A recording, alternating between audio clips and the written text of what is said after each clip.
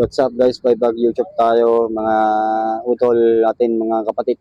So, dito na yung mga gamit natin ngayon, mga utol natin na bagong lugar na lumubos dito sa Manila, dito sa Calao. Meron tayong dito nga latest na yun ng mga bagong tuway-tuway na bibig ay pangkalatag protection din to dahil ginagamit po to sa mga anabuhay, pakontra sa ulam, barang, sumpa, bati, tigalpo, at ano man mga nilalang ng mga elemento ng naniniraan dito sa lugar ng ating mga paligid. Ito lang ang katapat. Yan, bibig na tuway-tuway. Yan. Bira lang po tayo makakita ng mga mutyato. Dito lang kami. Tapos, pero tayong bagong register ng mga mutya ng tubig na pinakamalaking tubig din ng Garagatan. Ito parang ano pa ito? Ito yung nakukuha sa dagat ng mga isla. Ginagamit po ito pang depensa, pagproteksyon, iwas piniklo, iwas sa tanim, bala, kung ano man mga elemento na nagagaling sa lugar. Ayan. Meron din tayo ditong mutya ng tubig, maliit din dito, pero may ibang size din, maliit. Kita niyo naman po na hindi po ito gawang tao talaga, pero talagang kalikasan po ito ang mga mutya ng tubig. Ayan. At maraming tayong mga gamit dito na nakalatag. Meron tayong shield, bibig. Ayan. Maganda din to, libon din to. May lambing po to sa mga maaway sa inyo. Ang maganda dito dahil maraming klaseng mga mutya na ito dahil may bibigyan tayo makahanap ng mga proteksyon laban. Meron tayo dyan, marami pa yan. O dami. Yan. Sulit na sulit po yan. At meron tayong shield na bibig. Isang inano mo eh. Yan, shield po to. Naging bato. Yun na, alam na eh. Libon dito, libon. Maloko nga. Ganda rin, diba?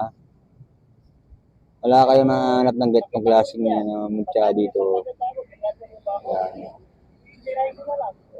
Guys, marami pa tayong gamit. Ito, pang depensa rin po to sa mga kabal. Kabal is taga-iwas. Ganda rin po to. Naman dito sa mga gamit natin. Yan.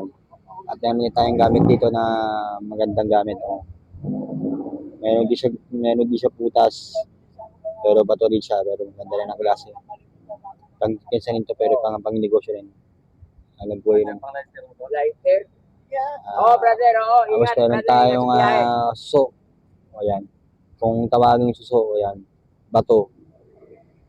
Hanap buhay sa negosyo, libon din. Tapos meron tayong yan. Kahoy. Yan. Ganda rin po ito. So, yun. Meron tayong paraan. Kapit.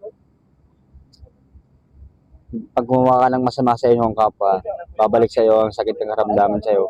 Pang depensa, pag-iwas din sa kulam, barang palipat angin, sumpa, bati, tikal po, yan.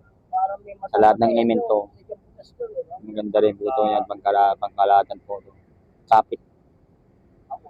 Yan, ano na rin, pareho lang. Diba? Wala makikita yan. Bibihira lang tayo makakita ng itong klaseng mga mutya natin na may mga kaway-kaway ba. Ayan. Meron tayong suso. Ayan. Bato, dagi suso, libon. Ilagay ko lang dito.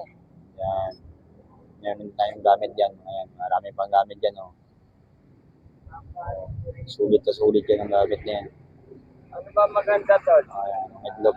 Paparis ko sa selfie kasi gawa ko rin ng ganyan. Maganda rin, diba?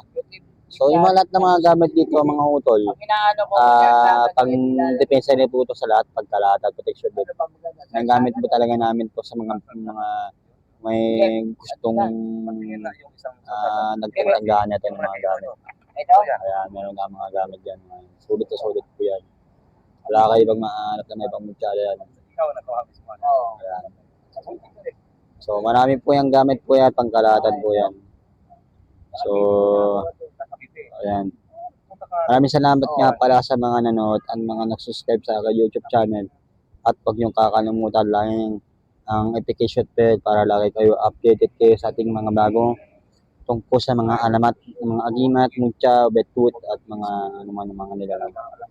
Hanggang dito na lang po tayo next time. Bye-bye mga utol. God bless.